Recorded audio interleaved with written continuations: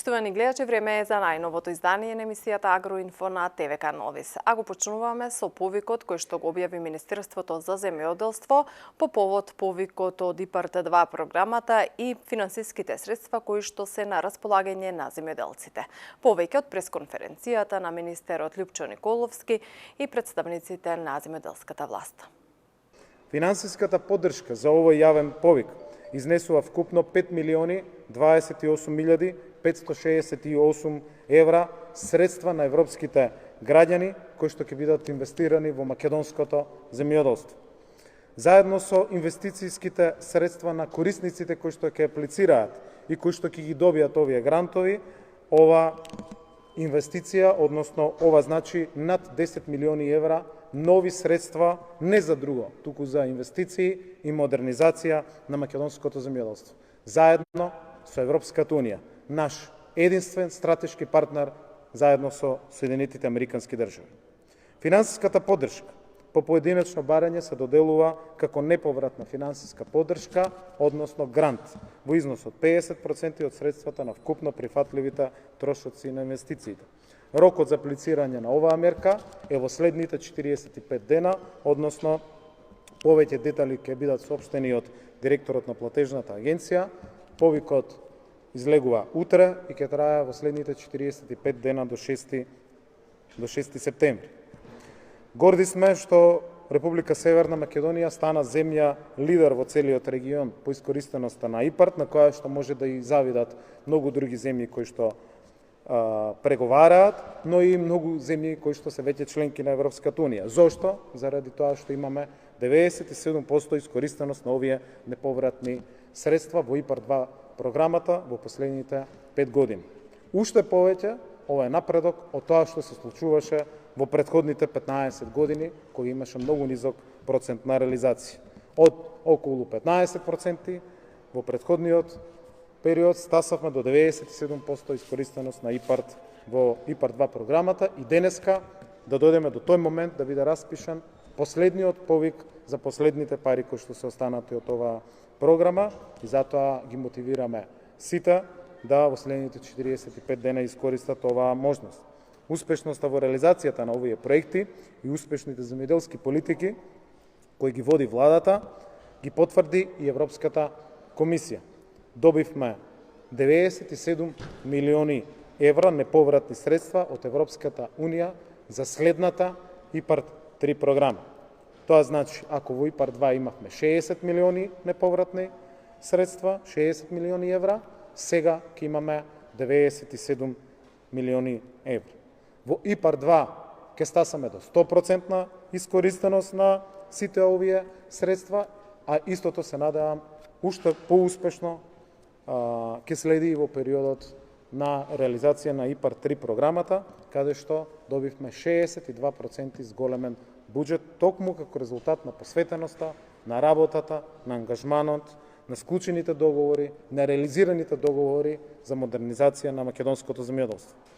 Вкупниот инвестицијски циклус во македонското земјоделство само во ИПАРД 3 програмата која што следи во наредниот период ќе изнесува вкупно 210 милиони евра. 97 милиони евра од Европската унија како грант, заедно со кофинансирањето од владата, од Министерството, во износ од 30 милиони евра и заедно со инвестициите кои што со кофинансирањето од страна на апликантите кои што ќе ги користат овие средства, вкупниот износ на инвестиции во нашето земјоделство во ИПАРД 3 програмата очекуваме да биде над 210 милиони евра.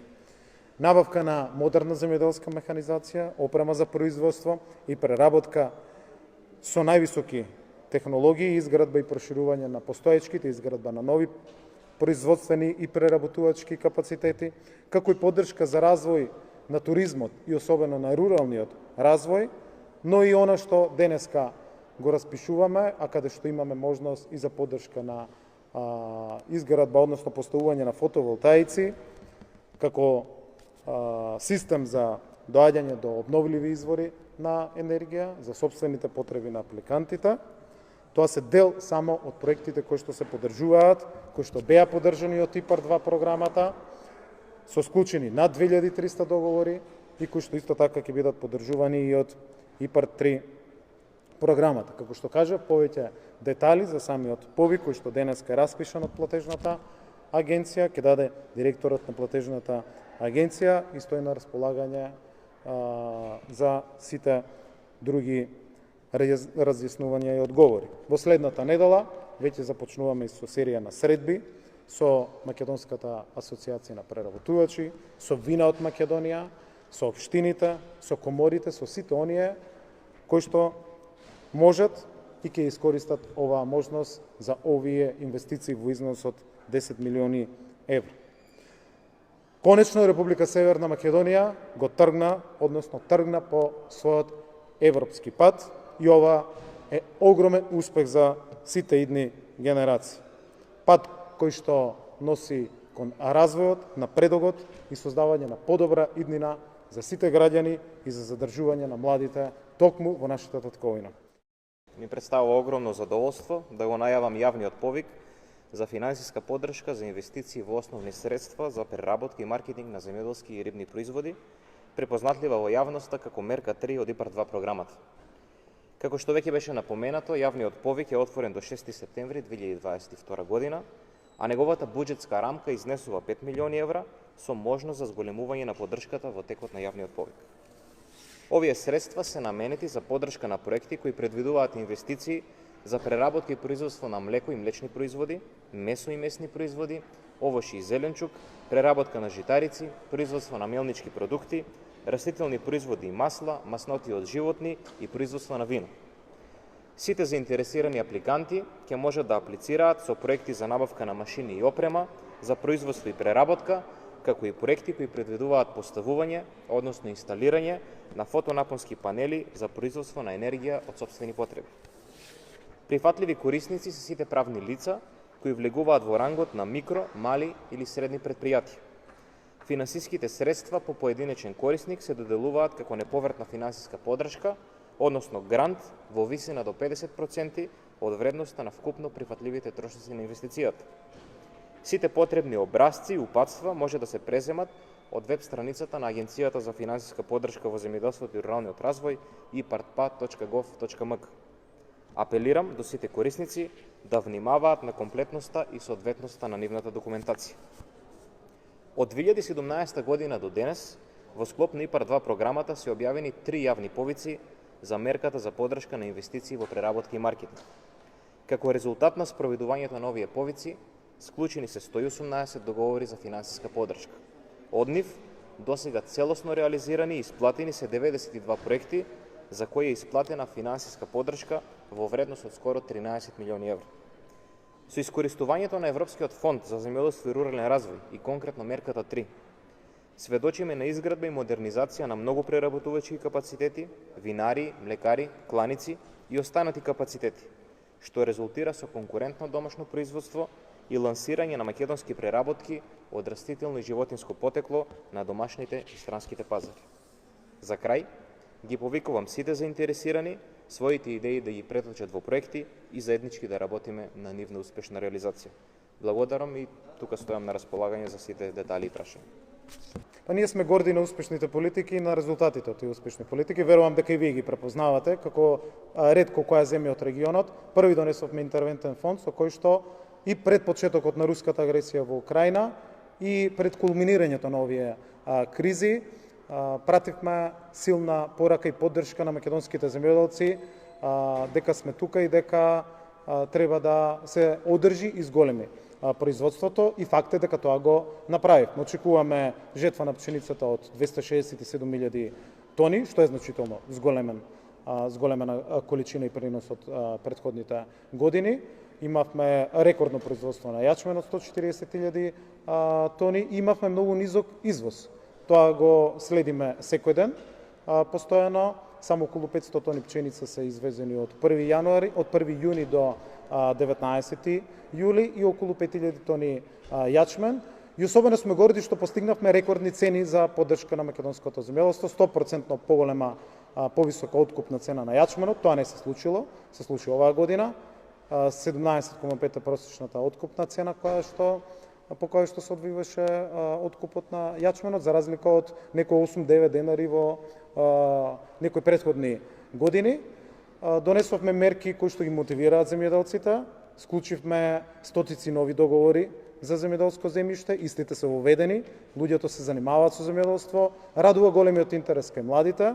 Донесовме мерки кои што се мотивирачки, секој оној кој што ќе оствари принос кој што е задоволителен, добива 5760 денари дополнително по хектар од државата, доколку истиот принос од јачмен, сончоглед и пченица биде предаден во домашните преработувачки капацитети. Особено нарадува информациите кои што зборат и потврдуваат дека имаме 100% зголемена поддршка, односно производство на сончоглед оваа година, за разлика од претходната. Очекуваме над 10.000 тони и по однос на површини и по однос на производство. Го имаме дуплирано сончогледот, имаме во последните 3 години со политиките комплетно станавме независни во делот на увозот на јачменот, туку земја која што извезува и затоа имаме рекордни цени оваа година. Очекувам да без проблеми се одвива и откупот на пченицата. Тоа е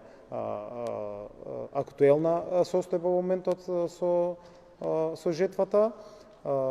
И како што кажав, очекувањата се над 267.000 тони принос оваа година вкупно, така да воопшто граѓаните во тој дел не треба да се грижат, заради тоа што презедовме исправни мерки кои што ги воведовме на почетокот на годината и кои што ќе продолжиме да ги финансираме, односно поддржуваме и имплементираме и во наредниот период. Како ретко која земја, првин даваме 40% поддршка за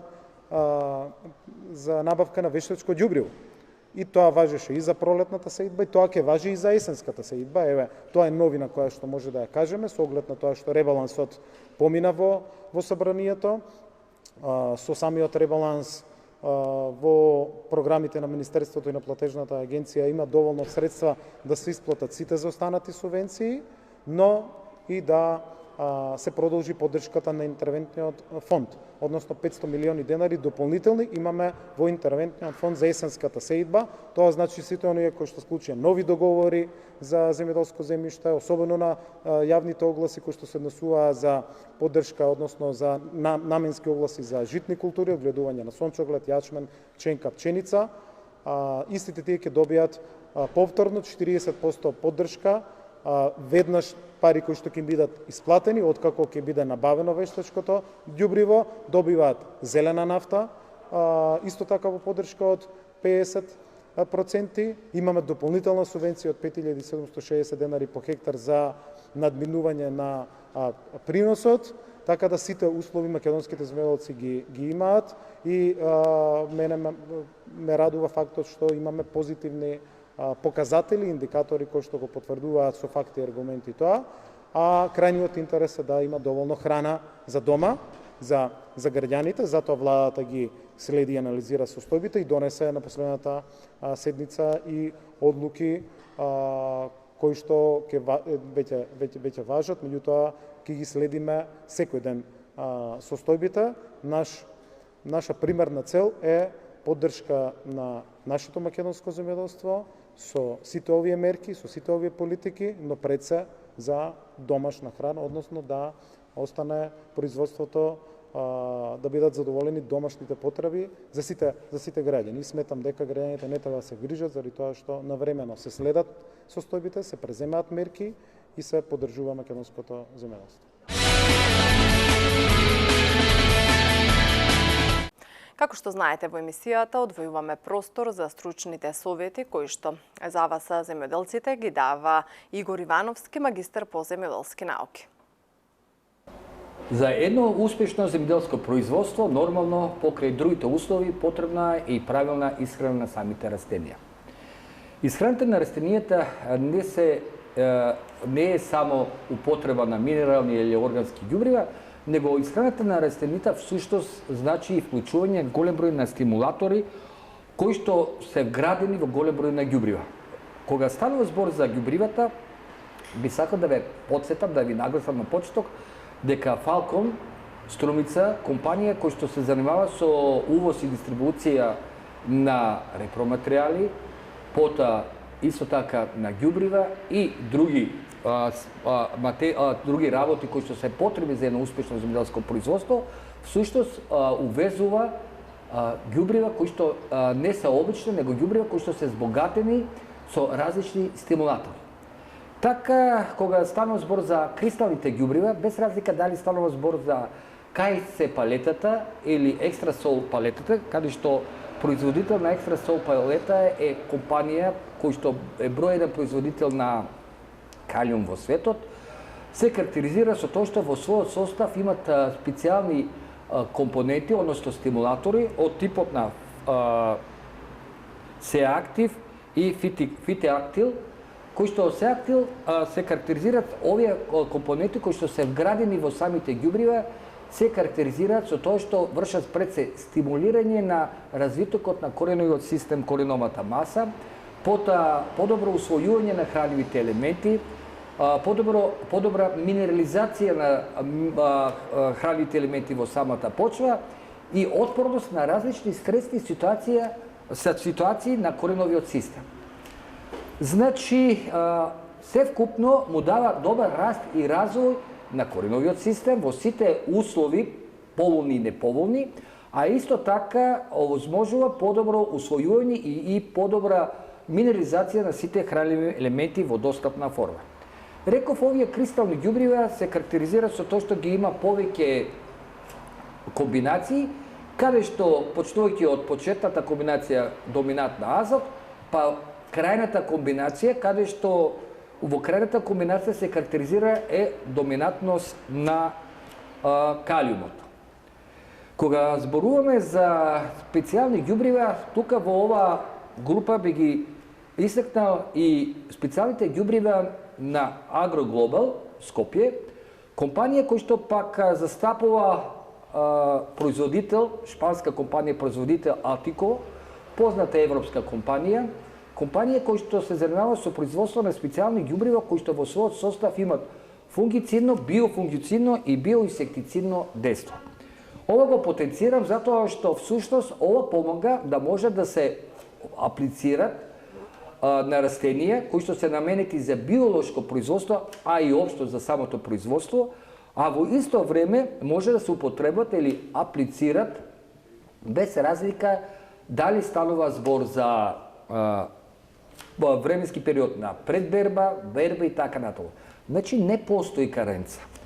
Еве пример, ќе го спомнам Тутафорд Б. Карактеристично за Тутафорд Б е, иако е регистрирано како ѓубриво, всушност тоа представува ѓубриво кој што е специјално и е наменето за сузбивање на голем број биолошка борба против голем број на инсекти, како што е и тутата. Ова го потенцирам во ова емисија затоа што сведоци сме на терен, има голема наезда или напад на тута, кој што од зелките, раните зелки веќе е префрлен на пиперот и каде што прави големи проблеми и каде што знаеме дека борбата е многу тешка. Аплицирајќи го Тутафорд Б, се создават услови кои што се неповолни за тута апсолута и при тоа нападот на инсектот кон растението се намалува или се спречува. Значи, препорачливо е нон-стоп да се употребува Тутафорд во доза од 30 мл во 10 литра вода. И сосема накрај, повторно зборуваме за специјални ѓубрива. Овој пат Агроуник Србија, Агроуник Македонија, мајка ќерка Агроуник Македонија на Агроуник Србија, се карактеризира со тоа што всушност овие се биолошки, односно микробиолошки ѓубрива кои што се создадени од микроорганизми кои што не се штетни за луѓето, од типот на бацилус, нитробактериум и така натаму, а се корисни и полезни за самите растенија. Ова го потенцирам затоа што, пример, од палетата на овие ѓубрива, почнувајќи од славол, па преку другите ѓубрива, се карактеризираат амексол и така натаму, се карактеризираат со тоа што се добиени ѓубрива кои што во својот состав содржат одредени компоненти добиени од микроорганизми. Дури, пример, унимаксот и унистартот, па и унимаксот содржат овие соеви или видови на бактерии, кои што во почеток кога ќе дојдат, всушност доведуваат до збогатување на почета на потребни бактерии, кои што вршат разложување на сите минерални материи во достапна форма на растението. Значи, за да може растението да ги прими овие хранливи елементи, мора да се во достапна форма.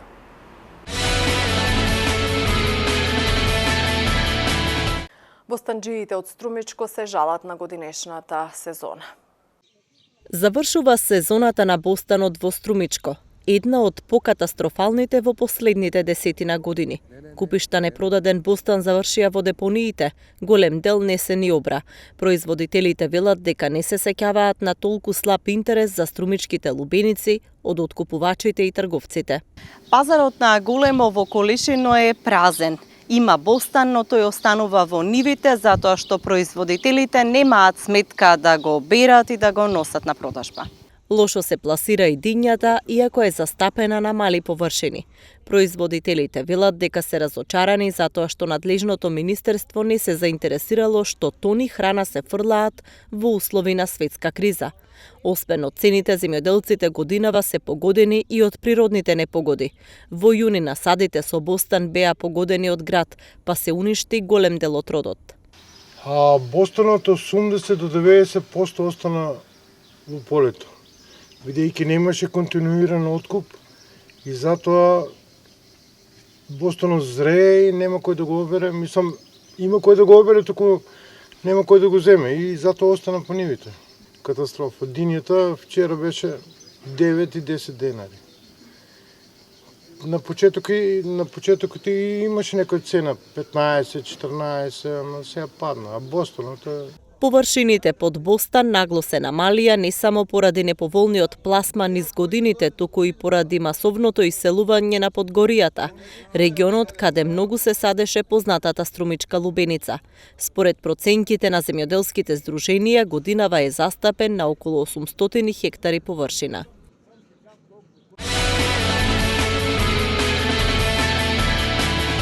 Поштовани, тоа беше се во ова издание на емисијата Агроинфо на ТВ канал Вис. Благодарност за вниманието со кое не следевте. Пријатно.